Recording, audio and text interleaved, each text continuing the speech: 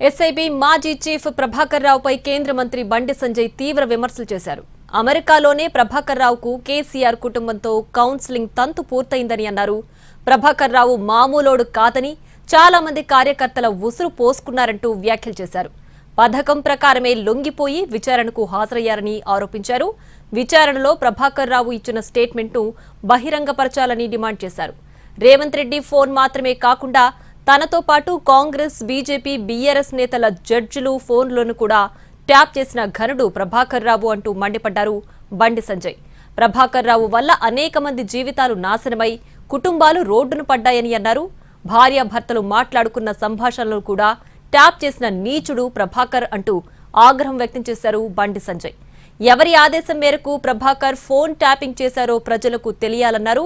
Phone tapping చేశాక వాటిని ఏం చేశారు, ట్యాపింగ్ ఆడియోలను ఎవరికి పంపారు, ఆ ఆడియోలను అడ్డుపెట్టుకుని ఎవరెవరిని బెదిరించారనే విషయాలు బయట పెట్టాలని అన్నారు. కోర్టు నిబంధనలకు లోబడి ప్రభాకర్ రావుపై సీరియస్ యాక్షన్ తీసుకోవాలని డిమాండ్ చేశారు.